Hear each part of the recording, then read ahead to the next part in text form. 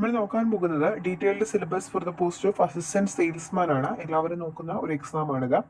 Category number 527/2024 100 മാർക്കിന്റെ ചോദ്യങ്ങളാണ്. ചരിത്രത്തിൽ നിന്ന് 5 മാർക്കിന്, ഭൂമിശാസ്ത്രത്തിൽ നിന്ന് 5 മാർക്കിന്, ധനതത്വശാസ്ത്രത്തിൽ നിന്ന് 5 മാർക്കിന്, ഇന്ത്യൻ ഭരണഘടന 5, കേരള ഭരണവും ഭരണ സംവിധാനങ്ങളിൽ നിന്ന് 5, ജീവശാസ്ത്രവും പൊതുജനാരോഗ്യവും 6 മാർക്കിന്, ഭൗതിക ശാസ്ത്രത്തിൽ നിന്ന് 3 മാർക്കിന്, കല, കായികം, സാഹിത്യം, സംസ്കാരം എന്നിവയിൽ നിന്ന് 5 മാർക്ക്, കമ്പ്യൂട്ടർ അടിസ്ഥാന വിവരങ്ങൾ 3 മാർക്കിന്, സുപ്രധാന നിയമങ്ങൾ 5 മാർക്ക്, ആനുകാലിക വിഷയങ്ങൾ 20 മാർക്കിനാണ്.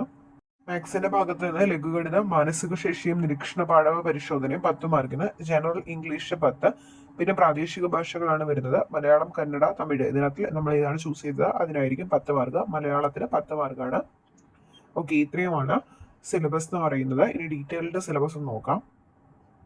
പൊതുവിജ്ഞാനം ചരിത്രത്തിൽ നിന്ന് 5 മാർക്കാന്ന് പറഞ്ഞു. അത് കേരളം, ഇന്ത്യ, പിന്നീട് ലോകം എന്നിവയിൽ നിന്നാണ് 5 മാർക്ക്. ഭൂമിശാസ്ത്രത്തിനും 5 മാർക്കാണ് വരുന്നത്. അതിനെ നമ്മൾ പിന്നീട് ഡിവൈഡ് ചെയ്തിട്ടുണ്ട് ഓരോ ഭാഗങ്ങളായിട്ടും. അതിനകത്ത് നിന്നാണ് 5 മാർക്കിന് ചോദ്യങ്ങൾ വരുന്നത്. ഇന്ത്യ, കേരളം എന്നിങ്ങനെ. പിന്നെ ധനതത്വശാസ്ത്രത്തിൽ നിന്ന് 5 മാർക്കിന് ഡീറ്റെയിൽ ആയിട്ട്. ഓക്കെ, കേരള ഭരണ സംവിധാനങ്ങളൊക്കെ ഡീറ്റെയിൽ ആയിട്ട് പഠിക്കേണ്ടതാണ്. ജീവശാസ്ത്രവും പൊതുജനാരോഗ്യവും രസതന്ത്രമൊക്കെ വളരെ കുറച്ച് ടോപ്പിക്കുകളേ ഉള്ളൂ. 3 മാർക്കിനാണ്. പിന്നീട് കായികം, അത് കുറച്ച് അത്യാവശ്യം ടോപ്പിക്കുകളുണ്ട്. അതെല്ലാം കവർ ചെയ്യാൻ നോക്കണം. പിന്നീട് കമ്പ്യൂട്ടറിന്റെ 3 മാർക്കാണ്. ഓക്കെ, പിന്നെ സുപ്രധാന നിയമങ്ങൾ വരുന്നുണ്ട്. സുപ്രധാന നിയമങ്ങളൊക്കെ എല്ലാവരും നിർബന്ധമായിട്ട് പഠിക്കേണ്ടതാണ്. നമുക്ക് മാർക്ക് സ്കോർ ചെയ്യാൻ പറ്റുന്ന ഭാഗങ്ങളാണ്. 5 മാർക്ക് അത്രയും പഠിച്ചു കഴിഞ്ഞാൽ നമുക്ക് കിട്ടാം.